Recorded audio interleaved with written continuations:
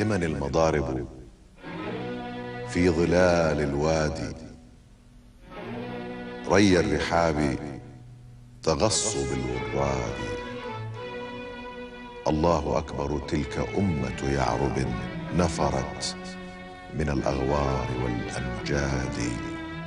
طوت المراحل والأسنة شرع والبيض مثلمة من الأغماد. طوت المراحل والأسنة شرع والبيض متلعة من الأغماد. ومشت تدك البغي مشية واثق بالله والتاريخ والأجداد.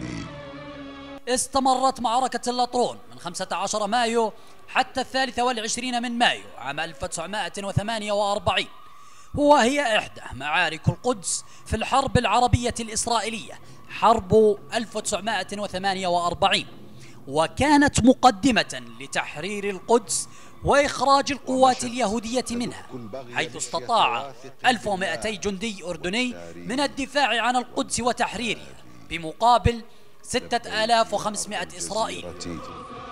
واسمعي ما شئت من شدوي ومن إنشادي، لك في دمي حق الوفاء وإنه باق على الحدثان والآباد. كانت خسائر القوات الإسرائيلية كبيرة في هذه المعركة، وقاد القوات الأردنية المشير حابس المجال وقائد الجيش الإسرائيلي أرائيل شارون الذي أصبح فيما بعد رئيسا للوزراء.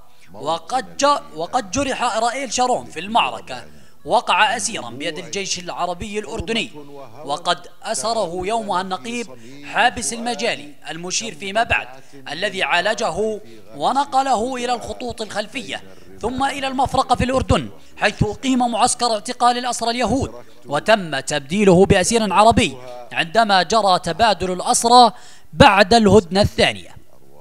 وفي عام 1985 قال النائب الإسرائيلي عوزي لاندو أن عدد القتلى الإسرائيليين في اللطرون تجاوز 2000 قتيل، وبعد انتقادات شديدة قام بتقليل تقديراته إلى 1000 قتيل. وشهدت بأس بنيك يوم تشمروا متلببين لغارة وطراد، فعلمت كيف يثور من طلب العلا، ورأيت كيف عزائم الأمجاد.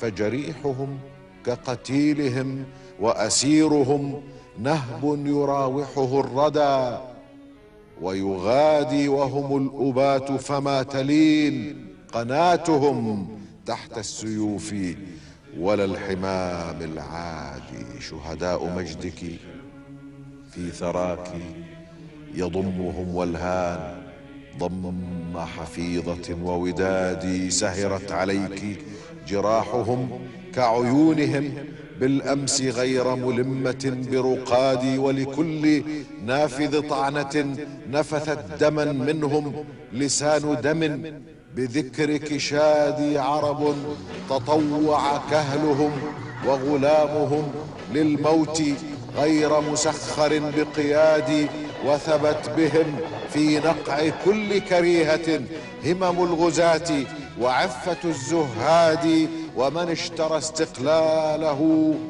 بدمائه لم يستنم لأذى ولا استعباد.